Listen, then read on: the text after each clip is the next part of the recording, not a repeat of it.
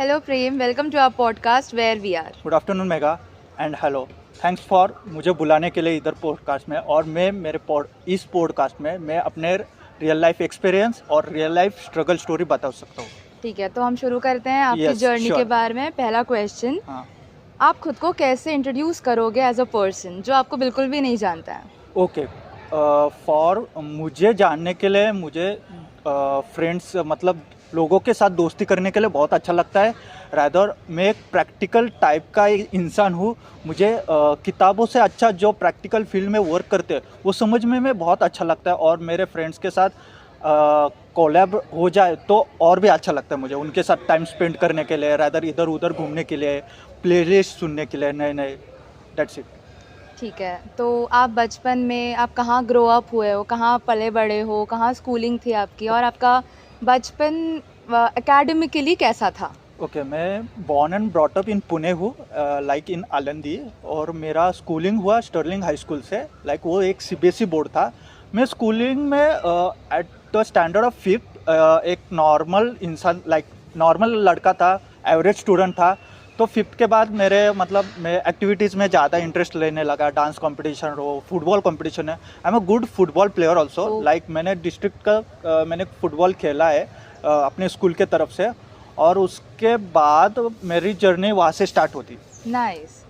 तो आपने 12th के बाद बीकॉम किया है, तो वो बीकॉम करने का डिसीजन क्यों लिया था? ओके, बीकॉम करने का डिसीजन इसलिए लिया कि क्योंकि मुझे 8th स्टैंडर्ड से लेके ही नंबर से मुझे प्यार हो गया था। लाइक नंबरिंग से ज़्यादा मैं खेल रहा था। रैदर बच्चे बोलते हैं कि साइंस के साथ जाना चाहिए, साइंस के, बट नहीं, मैं उनसे अलग था। क्योंकि मुझे नंबर दिखे तो ऐसा लग रहा था कि या भाई मैं कर सकता हूँ, ये इस स्ट्रीम में जा सकता हूँ। इसलिए 10th होने के बाद मैंने अपने पापा से पूछा कि रैदर मैं कॉमर्स में जा सकता हूँ क्या। पापा बोले तू एक काम कर ले, ये तेरा डिसीजन है, तू खुद से ले ले। सो मैंने साइंस न लेके मैंने कॉमर्स में स्विच कर दिया।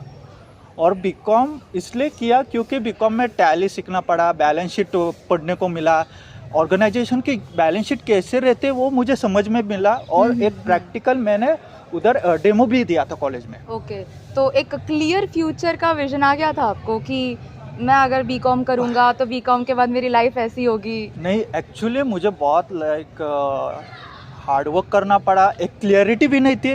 मैं कभी कभी पापा से भी पूछ रहा था, पापा मुझे ऐसा लग रहा है कि मेरे से बीकॉम नहीं हो जाएगा, लाइक मुझे डर लग रहा है, ये हो रहा है। बट पापा मुझे बोल रहे थे नहीं बेटा, तूने डिसीजन लिया ना, कुछ तो सही डिसीजन होगा, इसलिए तू इस फील्ड में गया। मुझे ऐसे क्लियरिटी नहीं थी कि मैं बाद में जाके मैं ऐसे हो जाऊंगा, लाइक मैं ऑर्गेनाइजेशन ज्वाइन करूंगा या सम अदर फील्ड वर्क करूंगा, ऐसा कोई क्लियरिटी नहीं। बस मैं अपना स्किल्स यूज़ करते गया और मैं उसमें एक्सपर्ट हो गया। ओके, क्लास में आपने बताया है, क्योंकि हम सेम क्लास में हैं, Yes. मैंने ये सुना है कि आपने बीकॉम के साथ साइड बाय साइड सीए भी किया था, क्यों? हाँ, ये एक्चुअली स्टोरी ट्रू है। लाइक मैं जब से 11th में था तब से मैंने सीए प्रिपरेशन चालू किया था। और 12th मुझे स्टार्टिंग में बहुत लाइक हार्ड वर्क करना पड़ा, managing 11th 12th side by side CA syllabus. और सीए में ऐसा रहता है कि 16-16 घंटे आपको पढ़ना पड़ता है। वैसे बीकॉम में नहीं था। लाइक बीकॉम करते करते समय मुझे सीए भी पढ़ना था और साइड बाय साइड में आर्टिकलशिप भी कर रहा था। ओह, मेरा बीकॉम का टाइमिंग लाइक 8 to 11 AM था। और उसके बाद 12 PM से लेके रात को 8 PM तक मैं सीए के पास आर्टिकलशिप कर रहा था। उसके बाद घर जाने के बाद मुझे सीए का पूरा पढ़ाई वगैरह सब मैनेज करके थोड़ा डिफिकल्टी आया, but I have prove myself. Okay, मतलब आपका ये टाइम मैनेजमेंट वाला was a big challenge. Big challenge to me, like from first. तो फिर आपने कब रियलाइज़ किया कि CA is not the one, ये पाथ मेरे लिए नहीं है? तो ऐसा रियलाइजेशन मुझे नहीं लगा था। बट जब मैं अभी सीए का फर्स्ट अटेम्प्ट हुआ, सेकंड अटेम्प्ट हुआ, थर्ड अटेम्प्ट होने के बाद हमारे सबके लाइफ में एक बैड इफेक्ट आया, दैट इज़ लॉकडाउन। वो लॉकडाउन में मैं जस्ट सीए अपना थर्ड अटेम्प्ट देने वाला था। और थर्ड अटेम्प्ट देने से पहले ही लॉकडाउन लग गया। तो मेरा वन साइड बीकॉम ख़त्म हो गया था जस्ट। और आई वाज मतलब मुझे सीए का लास्ट अटेम्प्ट देना था। तो उस टाइम मुझे लगा कि यार हम थोड़ी देर रुक जाते, फिर सीए अटेम्प्ट कर लेते। बट वो लॉकडाउन बढ़ता गया और मेरा डिप्रेशन लेवल भी बढ़ता गया उस समय। सो एट वन पॉइंट मेरे फैमिली में मेरे ग्रैंड मदर का डेथ भी हुआ उस टाइम लॉकडाउन फेज में। सो मैं पूरा डिप्रेस हुआ था। और वन डे ऐसे मैं अकेला ही बालकनी में बैठा था कि यार अब कोई लाइफ में चांस नहीं है, कोई अपॉर्चुनिटी नहीं है, तो फिर क्या करें, ऐसा सीए भी मेरे से फेल हो गया, अब लोग क्या बोलेंगे, ऐसे वैसे मैं सब ऐसा गैलरी में बैठा था, तब पापा आके मुझे बोले कि क्या हुआ। मैंने पापा को बोला कि पापा अभी लॉकडाउन लगा, मेरे पूरे सीए के एग्ज़ाम पोस्टपोन्ड हुए, तो मैं क्या कर सकता हूँ, एक मैं फेलर साबित हो जाऊँगा आपके लिए, तो फिर आपकी इमेज क्या रहेगी, ऐसे वगैरह। तो फिर पापा ने मुझे समझाया कि ठीक है, ये तेरा फर्स्ट चांस था, और फर्स्ट चांस सबका गलत ही होता, तू कुछ नया सोच ले, तेरा इंटरेस्ट किस में। तो फिर मैं सोचने लगा, सीए में ऐसे कुछ सब्जेक्ट थे कि मुझे बहुत इंटरेस्ट उसमें आने लगा, लाइक कंपनी लॉ थे, और कौन सा एक दो कॉर्पोरेट लॉ था, कंपनी लॉ के 2-4 सब टाइप्स थे, तो उसमें मुझे बहुत इंटरेस्ट था। तो पापा ने मुझे पूछा कि इसमें कोई इंटरेस्ट है तुझे, तो मैंने पापा को बोला हाँ पापा, मुझे थोड़ा कंपनी लॉ में थोड़ा इंटरेस्ट लग रहा है, और ये सब पूरा प्रैक्टिकल नॉलेज मैं अप्लाई कर सकता हूँ उधर। तो पापा बोले कि ठीक है, तुझे लग रहा है, तू जा सकता है। तो उस टाइम के बाद मैंने सीए ड्रॉप किया and I move to the LLB course. Okay, तो ये पापा की तरफ से सपोर्ट था, पूरा तो support from overall first. Family, मतलब सिर्फ पापा नहीं, मम्मी का भी एक पर्सपेक्टिव होता हाँ, है जो हमें अफेक्ट करता है, अफेक्ट करता है। मम्मी का क्या आपका सपोर्ट था? मम्मी फर्स्ट वो बहुत कंफ्यूज हो गई थी कि यार ये सीए कर रहा था, बाद में ये डिप्रेस हो गया, फिर अभी बोल रहा है एलएलबी कर रहा है। तो मम्मी पूछी कि क्या हुआ तुझे, लाइक एक टाइम तू बहुत मोटिवेटेड था कि नहीं पापा मैं करूँगा, नहीं मम्मी मैं कर सकता हूँ, और एक टाइम ऐसा है कि तुझे मोटिवेशन के लिए हमें चाहिए, तू नहीं हमें मोटिवेट कर रहा है, हम तुझे मोटिवेट कर रहे हैं। तो मम्मी को बोला कि मम्मी ऐसा ऐसा हो रहा है, नहीं हो रहा मेरे से, बहुत स्ट्रगल है, बहुत हार्ड वर्किंग है, लॉकडाउन फेज है, क्या करो। तो मम्मी एक छोटी सी स्माइल दी, और वो बोले कि ठीक है, लाइफ में बहुत ये आते कुछ पड़ाव ऐसे होते कि हम कुछ कर नहीं पाते, तू ये सोच ले, ये एक तो तेरा पूरा सपना था और मूव ऑन कर ले। सिर्फ इस सेंटेंस से मुझे इतना महसूस हुआ कि नहीं यार, फिर से रिस्टार्ट करना चाहिए मुझे लाइफ में। अच्छा है, रुके नहीं इज़ वेरी इंपॉर्टेंट, क्योंकि रुक जाते तो फिर आगे क्या आगे होता। कुछ भी नहीं हो सकता। तो जब एलएलबी में स्विच किया, हाँ। तो अभी तक जो भी पढ़ाई की थी 10th 12th के बाद बीकॉम, फिर सीए, तो एलएलबी की पढ़ाई कैसे डिफरेंट थी इन सब चीज़ों से? वो बहुत हेक्टिक हुआ मुझे, like from shifting to BCom to CA to LLB. और स्टार्टिंग के जो 3 मंथ्स थे मुझे बहुत तकलीफ दे रहे थे कि यार एलएलबी है, बैकग्राउंड में कोई भी एलएलबी बंदा नहीं है, हमारे फैमिली मेम्बर में कोई भी नहीं, तो मैं कैसे कर सकता हूँ। और मोस्टली एलएलबी में ऐसा होता है कि पूरा प्रैक्टिकल नॉलेज चाहिए आपको, थ्योरेटिकल कुछ भी नहीं रहता। सो मैंने 3 महीना खुद को डेवलप करने के लिए मैंने अपग्रेड किया, खुद को बहुत अपग्रेड किया, रिगरस मैंने खुद को ऐसा ट्रेनिंग दी ना, रिगरस ट्रेनिंग दी, नहीं तुझे करना है, ये आज के आज करना है, बस करना है, स्पिरिट दैट्स द स्पिरिट। ये उसके वजह से फिर बाद में मुझे बहुत चीज़ें आसान होने लगी, मैं उसमें घुल मिल गया, लॉ के सब्जेक्ट में पूरा डूब गया था, और फिर एक एक इंटरेस्ट आगे गया, और मेरे एससी जर्नी लॉ की कंप्लीट हो गई। बढ़िया। तो आपने लॉ प्रैक्टिस की है? हाँ, मतलब जब मैं कॉलेज कंप्लीट कर रहा था तब साइड बाय साइड में अपना प्रैक्टिस भी कर रहा था। मैंने 3 मंथ्स टाटा मोटर्स में किए एज अ लीगल सेल में इंटर्न होके।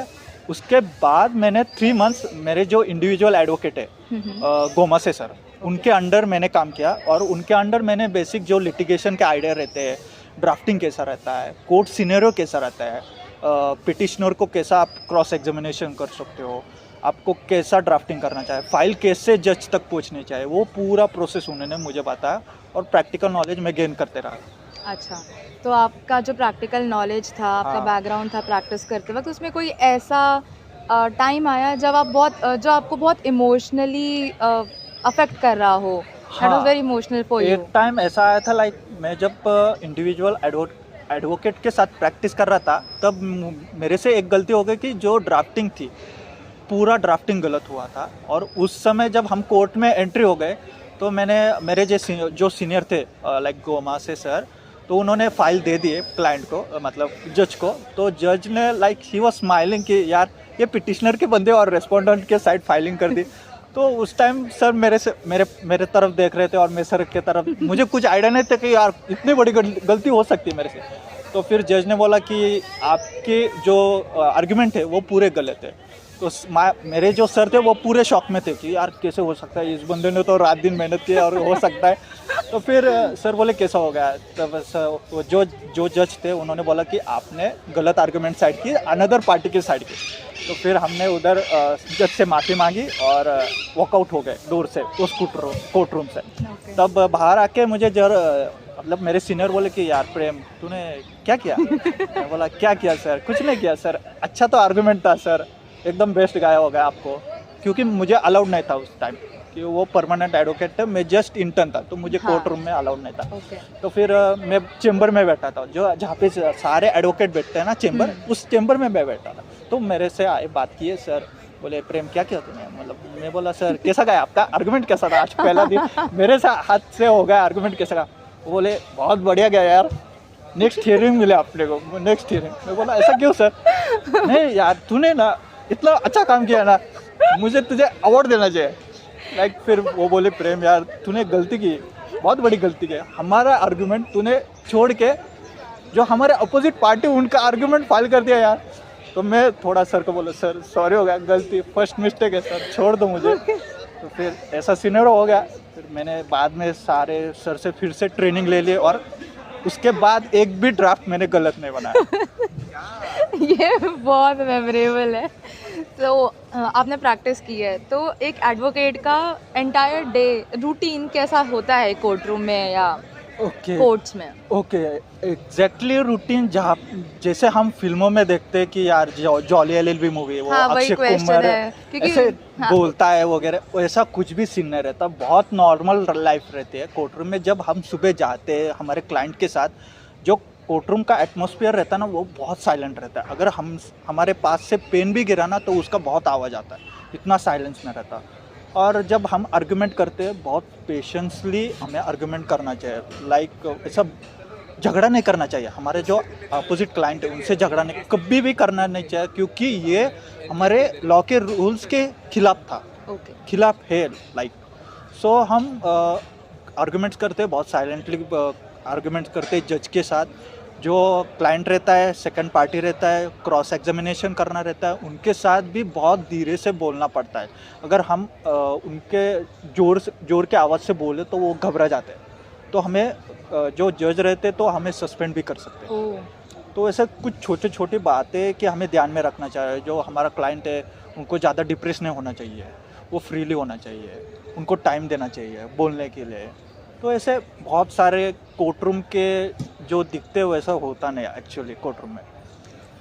जी, सबको सक्सेस स्टोरी समझ में आती है, लेकिन एक करियर बनाने के लिए क्या क्या मतलब हार्डेस्ट रियलिटी क्या है एग्जैक्टली वहाँ एंटर करने के लिए, करियर बनाने के लिए कैसे क्या होता है चीज़ें वहाँ पे? इज़ इट वेरी इजी कि आपने अपनी डिग्री कंप्लीट कर लिया एंड यू स्टार्ट प्रैक्टिसिंग, या वहाँ पे भी बहुत सी चैलेंजेस होते होंगे? हाँ, लाइक मतलब करियर बनाने के लिए पहले आपको क्लैरिटी होना चाहिए कि आप करियर में क्या बनाने चाहते हो। अगर एक वो क्लैरिटी आ गई ना तो बस ख़त्म यार, कोई भी आपको रोक नहीं सकता कि यार नहीं कर सकता। तो अगर क्लैरिटी है ना, उस डायरेक्शन में जा रहे हो, जाओ, बिंदास जाओ। अगर क्लैरिटी नहीं ना तो आप पेरेंट्स को बोल दो कि पापा मुझे क्लैरिटी नहीं, मामा मुझे क्लैरिटी नहीं।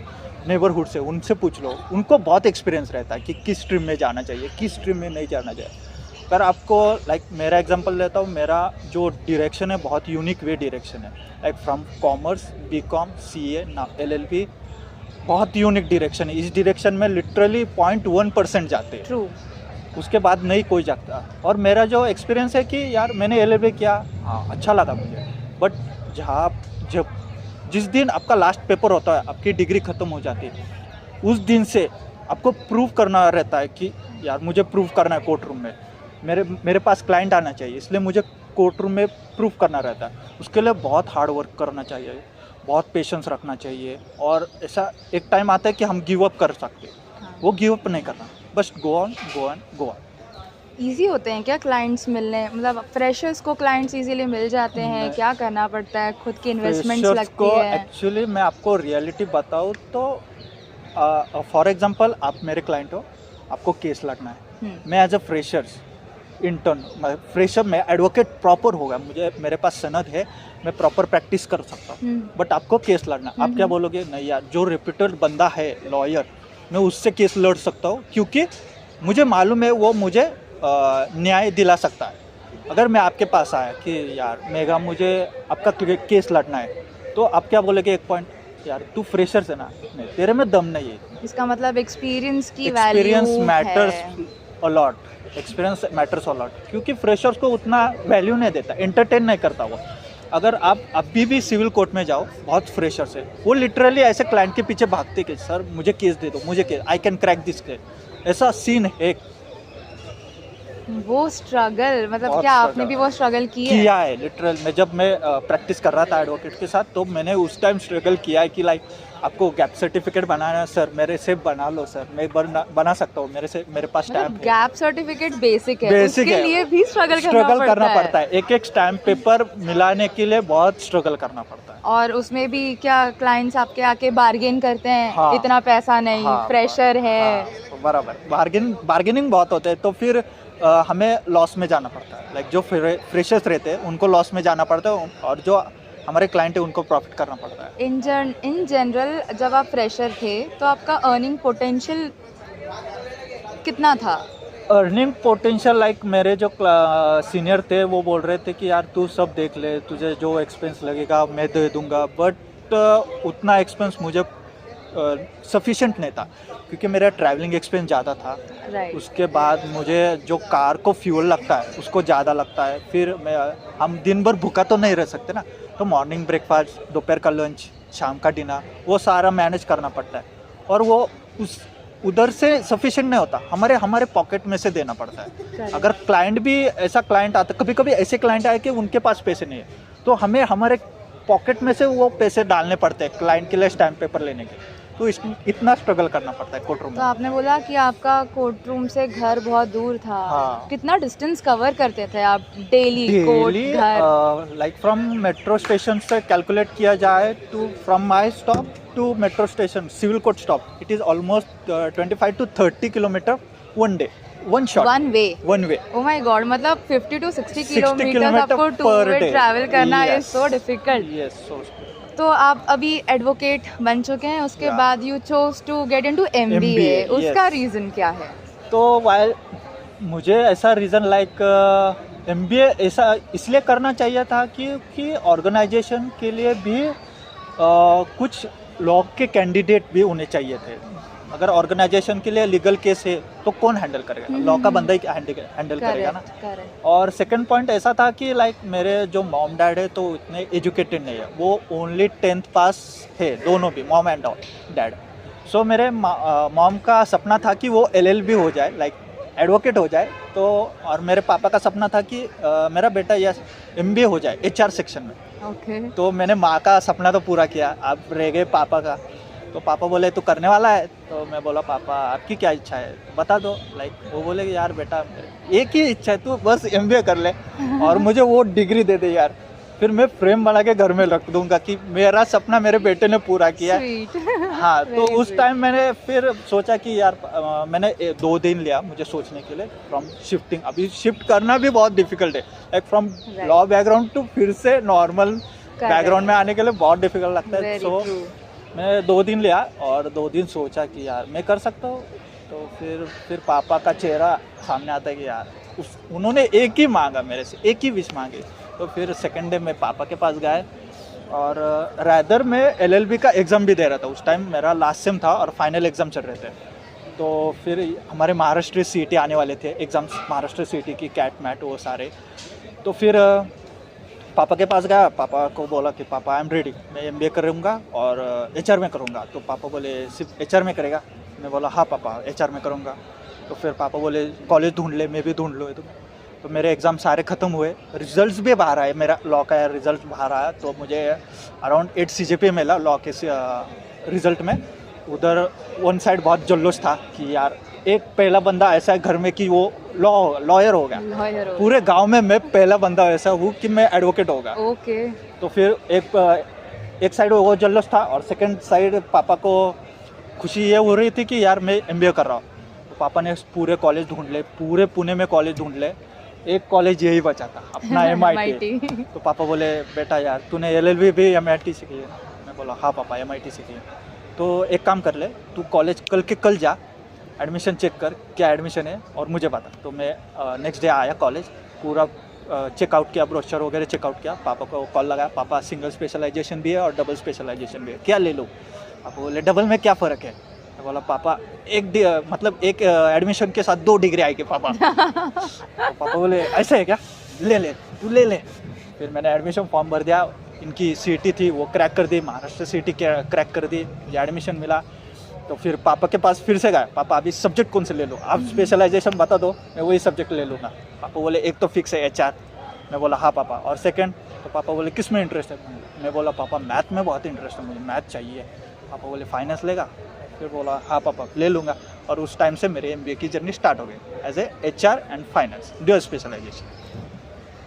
तो अभी आप MBA के साथ side by side law practice कर रहे हो कोर्ट रूम्स में? नहीं, अभी फ़िलहाल तो फर्स्ट ईयर में मैं कर रहा था, बट कॉलेज का टाइमिंग और कोर्ट रूम का टाइमिंग बहुत अलग है। लाइक हमारे जब कॉलेज टाइमिंग था 7:30 to 1:30, उसके बाद कोर्ट रूम में जाना, फिर से प्रिपेयर होना, उनका लंच टाइम 3:30 तक होता है, और 3:30 के बाद जो जजेस रहते हैं वो पूरा डल हो जाते हैं, उनको एनर्जी नहीं रहती, क्योंकि from morning to afternoon continuously उनका हियरिंग चलता है, मतलब लर्निंग पोटेंशियल कम हो जाता है। सो मुझे भी बहुत तकलीफ हुई, हार्ड वर्क हुआ कि यहाँ से कोर्ट रूम जाओ, उधर प्रिपेयर करो, क्लाइंट को फ़ोन करके बुलाओ, यार तू हियरिंग को आ जा, अगर नहीं आया तो नेक्स्ट हियरिंग को ये कर दो, बोल दो उनको। तो फिर मैंने वो थोड़ा थोड़ा करके मैंने पूरा स्लो डाउन किया, और मैंने कोर्ट प्रैक्टिस नवंबर में छोड़ दी, क्योंकि मुझे यहाँ पे पूरा फोकस करना था MBA पे। और मेरा ऐसा हो रहा था कि एक साइड ही पूरा फोकस जा रहा था, सेकंड साइड नहीं जा रहा। तो मैंने कोर्ट रूम के प्रैक्टिस बंद किए। लाइक मैं भी अभी भी कर सकता हूँ, बट मुझे टाइम उतना नहीं मिल सकता। तो फिर मैंने कोर्ट रूम के प्रैक्टिस बंद किए और पूरा फोकस मैंने MBA पे दे दिया। ओके, तो एज योर क्लासमेट मैं अभी आपको एक प्रोफेशनल और एक स्टूडेंट दोनों के नज़रिए से देखती हूँ। तो वो फीलिंग कैसी है आपके लिए? Do you feel proud about it? मतलब कैसा लगता है आपको? एब्सोल्युटली, खूब, मतलब बहुत मुझे प्राउड लगता है कि यार मैं एक प्रोफेशनल बंदा भी हो और एक स्टूडेंट बंदा भी हो। बट साइड बाय साइड एक वीकनेस भी है कि यार आपको ना ये सब मैनेज करने के लिए ना बहुत पोटेंशियल चाहिए, बहुत पेशेंस चाहिए। और मेरा चल रहा है रूटीन कि मुझे पर्सनल लाइफ, प्रोफेशनल लाइफ और एजुकेशन लाइफ, ये तीनों में बैलेंस करने के लिए बहुत डिफ़िकल्टी होती है। अगर आप देखें तो यार बंदे बोलते कि यार ये प्रोफेशनल है, अभी इसको कुछ लोड नहीं है, ये नहीं है, ये कुछ भी कमा सकता है। बट ऐसा नहीं है भाई, तुम एजुकेशनल लाइफ में हो, तुम्हें पता नहीं कि यहाँ से बाहर पढ़ने के बाद जो स्ट्रगल रहता है, लिटरली आई विल से कि जब ऐसा जो हमारी क्या बोलते हैं, एक पॉइंट रहता है कि एक जहाँ पे आप स्टेप आउट कर दो, तब जिंदगी आके ऐसे चमाट मारती है ना आपकी, absolute turning point of your life. बराबर, जब ऐसा चमट रहता है ना हमारे गाल पे, तब हमें रियलाइज़ रहता है कि यार नहीं यार गलत हुआ। तो आप एजुकेशनल लाइफ कर रहे हो, बहुत एंजॉय करो, बहुत मस्ती करो। मैं तो ये बोल रहा था सबसे बेस्ट लाइफ है ना एजुकेशन लाइफ, स्टूडेंट लाइफ बहुत बेस्ट है, क्योंकि इसके बाद जो होने वाला है ना वो आप इमेजिन भी नहीं कर सकते। कॉर्पोरेट वर्ल्ड में 9 to 5 जॉब जो बोलते हैं ना, बहुत स्ट्रगल लाइफ रहता है, और उससे हमें हमारे फैमिली को टाइम देना पड़ता है, फ्रेंड्स को टाइम देना पड़ता है, और जो कोई भी बंदे हो उनको टाइम देना पड़ता है। बहुत डिफिकल्ट होता है ये सब मैनेज करने का। करेक्ट। तो अब आपके पास इतनी सारी डिग्रीज़ है, आपके पास इतने सारे ऑप्शंस है चूज़ करने के लिए, क्या आपके ऊपर वो प्रेशर है कि अब सेटल डाउन हो जाओ, इंटरनली भी और एक्सटर्नल फैक्टर्स भी, फैमिली, फ्रेंड्स, लगता है आपको? प्रेशर तो करंटली बहुत है मेरे पे। अभी प्रेशर इस बात का है कि मुझे पापा बोल रहे हैं कि यार तू अभी तेरी शादी की एज है, like I am running 26 and in the next month I will be 27। Okay. So पापा बोल रहे हैं कि यार अभी तेरी शादी की एज है, और मुझे पापा कभी कभी ऐसा एग्जांपल देते हैं कि मेरे टाइम में मैंने एट द एज ऑफ 24 मैंने शादी की थी तेरी माँ से, और तेरी माँ उस टाइम 19 ईयर्स की थी। अभी तू देख, तू किधर है, मैं किधर हूँ। उस टाइम मैं सेटल था, तू नहीं है। तो मैंने एक दिन पापा को ऐसा बोला कि पापा आपका जो टाइम था वो अलग टाइम है, ये टाइम हमारा अलग है, क्योंकि यहाँ पे जो स्किल्स है ना उसको ज़्यादा प्रेफरेंस देते हैं ऑर्गेनाइजेशन। प्रैक्टिकल नॉलेज तो है आपको, बट स्किल्स कितना है, आपको एक्सपीरियंस कितना है उस रूट में, उस कोर्स में आप कितना जान सकते हो। अगर एक प्रॉब्लम आया तो वो प्रॉब्लम सॉल्व टेक्निक आप कैसे यूज़ कर सकते हैं, leadership skill, people management skill कैसे यूज़ कर सकते हैं, ये बहुत इंपॉर्टेंट है आज के लाइफ में। और मैं यंग जनरेशन को यही बोलना चाहता हूँ कि यार आप अपने स्किल्स पे ध्यान दो, और जो भी एज होना मत ये करो कि मेरी एज इतनी है, मेरी एज उतनी, बस सीखते जाओ सीखते जाओ सीखते जाओ। जो डायरेक्शन में जा रहे हो ना उस डायरेक्शन में जाओ, बाकी भाड़ में जाइए आप। Never stop Never learning. आपने इतने बार जब अपने करियर पाथ चेंज किए, आपकी फैमिली का सपोर्ट आपको था, बट क्या आपको ऐसा लगा कि मैं एज में आगे बढ़ रहा हूँ, एज हो रही है, लोग सेटल हो रहे हैं, तो क्या आपको ऐसा लगा कि आपके फ्रेंड्स एंड पीयर्स, रिलेटिव्स का प्रेशर बहुत होता है, तो आपको लगा कि वो लोग आपको जज कर रहे हैं? हाँ लाइक मतलब हाँ भी बोल सकता हूँ, नहीं भी बोल सकता हूँ, क्योंकि जब मैं इतना शिफ्ट हो रहा था from law to like BCom to law, law to CA and MBA, currently MBA, तो मुझे पापा का और मम्मी का बहुत सपोर्ट था फ्रॉम घर से। और जो मेरे बाकी के लोग रहे like neighbourhood, family members, relations, तो उन्होंने बोला कि यार तू एक ही कोर्स पे स्टिक क्यों नहीं रहता, तू बार बार क्यों चेंज कर रहा है, करेक्ट। करियर तो एक ही स्टिक में चाहिए ना, Right. तू ये स्टिक रह जाए, वो भी चाहिए वो भी चाहिए, ऐसा तो नहीं हो सकता ना। तो फिर मेरे पापा बोले कि यार उसका थॉट है, उसका इमेजिनेशन है, वो जो फ्लो में जाना चाहता है उस फ्लो में जाने दो। मैं एज अ फादर मैं उसको हर टाइम सपोर्ट करूँगा। आज वो अगर 1 रुपया भी नहीं कमाए ना तो मैं उसको सपोर्ट करूँगा, और कल वो 10 रुपये भी कमाएगा ना तो भी मैं सपोर्ट करूँगा। तो फिर मैं पापा के और मम्मी के वजह से मैं पूरा उनको छोड़ दिया कि यार रिलेटिव्स क्या बोलेंगे ये नहीं, बस मैं अपना फ्यूचर देखा, मुझे ये करना ही है, बस यही चाहिए मुझे। कौन 4 लोग, वो अभी हाँ। तक किसी को पता नहीं चला है। वो सो ट्रू। हाँ, वो एक गाना है ना, कुछ तो लोग कहेंगे लोगों का काम है कहना, राइट। छोड़ दो कल की बातें, बीत जाइए रहना। करेक्ट। तो आपके लिए सक्सेस क्या मीन करता है? थेरीज में नहीं कि Okay. सक्सेस इज पैसा, है। लग्जरी। नहीं। आपके लिए पर्सनली क्या सक्सेस है? सक्सेस मेरे लिए गाइस, मैं जो कहूँ कि सक्सेस प्रैक्टिकल नॉलेज, अगर आपके पास प्रैक्टिकल नॉलेज है वही आपका सक्सेस है, वही आपका कीचेन है, या फिर वो आप बोल सकते हो कि यार इस पे ही मेरी ज़िंदगी है, लाइक वो पॉइंट आता है ना, इससे मैं काम चला लूँगा। तो फिर जितना आपके पास प्रैक्टिकल नॉलेज है, जितने आपके पास स्किल्स है, वो पूरे अप्लाई करो, और जो आगे का बंदा है उसको दिखा दोगे मैं इस टाइप का लेवल का बंदा हूँ, और ये मेरे लिए सक्सेस है। मैंने अचीव किया है, उसके लिए मैंने कितना हार्डवर्क किया है, कैसे किया है। लोग क्या करते हैं, सिर्फ सक्सेस दिखते, उसके पीछे जितना हार्डवर्क रहता है ना वो कभी भी देखते नहीं।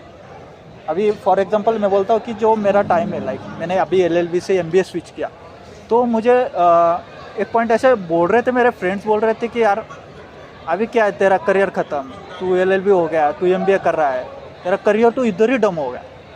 तो मैंने उनको बोला कि यार तुम ऐसा हार्डवर्क देखते नहीं, तुम सक्सेस देख रहे हो, करेक्ट। उसके पीछे मेरा लॉजिक क्या है वो तो समझो। मैंने MBA इसलिए चूज़ किया क्योंकि मुझे इन फ्यूचर, मैं तो अभी कॉर्पोरेट वर्ल्ड में जाने दूँ, तो कॉर्पोरेट वर्ल्ड में ऐसा तो कभी तो केस आएगा ना जहाँ पे उनको लीगल का बंदा लगेगा। राइट। तो फिर मेरा फ्यूचर देखो ना, मैं फ्यूचर से कैसे सोच रहा हूँ। अगर मेरा वो सॉर्ट हुआ, जो मेरे XYZ कंपनी, फॉर एग्जांपल मैं अभी मेरा इंटर्नशिप कर लेता हूँ टाटा मोटर्स कंपनी, अभी मैं HR में उधर इंटर्नशिप कर रहा था, उनको 1-2 केस ऐसे आए थे जहाँ पे उनको लॉ का बंदा लग रहा था। तो फिर उस टाइम पे मैंने उन्हें गाइडेंस दिया कि यार सर लॉ में ऐसे ऐसे रूल्स है, ऐसे ऐसे कर सकते हो। राइट। तो फिर मुझे खुशी हो गई, और उधर ही मुझे लगा कि यार जो मुझे चाहिए था मैंने अचीव कर लिया लाइफ। मतलब कहाँ कब कौन सी चीज़ कब काम आएगी, you never know. You never know. तो आपके एक्सपीरियंस से आप स्टूडेंट्स को जो कंफ्यूज है अपने करियर को लेके, पाथ को लेके, फ्यूचर को लेके, उनको आप क्या सजेशंस देना चाहोगे?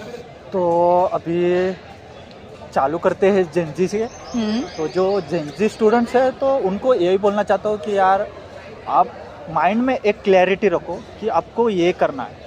अगर क्लैरिटी आई तो उस डायरेक्शन को फॉलो करो, अगर वो डायरेक्शन मिला तो उस डायरेक्शन में जाके वो स्किल्स अप्लाई कर दो।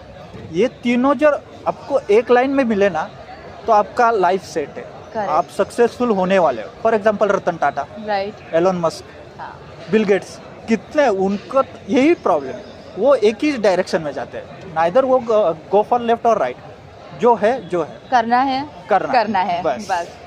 अगर आपका फ्यूचर सेल्फ आपके करंट सेल्फ को देख रहा होगा तो वो आपको आपके बारे में क्या सोचेगा या आपको क्या एडवाइस देगा?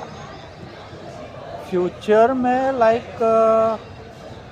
मैं ये बोल सकता हूँ कि यार मेरा जो आने वाली जनरेशन है तो उनको मैं गाइडेंस तो दे सकता हूँ कि यार इस फील्ड में ये स्कोप है, उस फील्ड में ये स्कोप है, तू एक काम कर ये इस फील्ड में जा क्योंकि तेरा आईक्यू लेवल उधर बहुत ज़्यादा है। ये तो मैं गाइडेंस उनको दे सकता हूँ आने वाली जनरेशन के।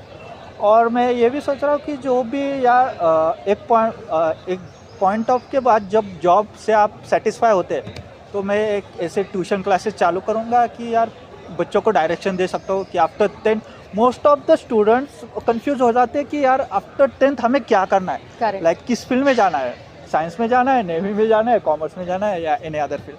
तो उस टाइम पे मैं सोच सकता हूँ कि आप बच्चों को गाइडेंस चाहिए तो मैं उस बच्चे को डायरेक्शन दे सकता हूँ। Counselling type, lack of counselling बहुत है। या और अगर आप खुद को फ्यूचर से देख रहे हो, आज से 10 साल बाद अगर आप खुद को अभी देख रहे हो तो आपको क्या लगता है आप लाइफ में कैसा कर रहे हो?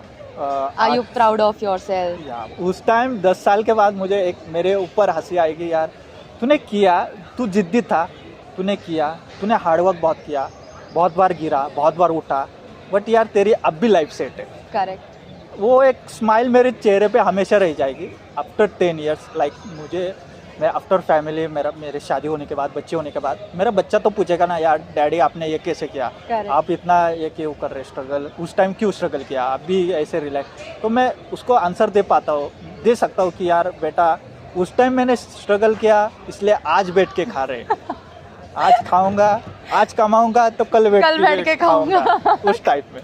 करेक्ट। तो आपका जर्नी बहुत अच्छा था। तो ये पॉडकास्ट इसलिए नहीं था कि आपने कितनी डिग्रीज की है, बट दिस पॉडकास्ट वाज कि सबको पता चले कि आपने लाइफ में क्या किया है। ये आपकी अचीवमेंट है जो एक्चुअली चेरिश करनी चाहिए। Thank you so much. Thank you so much.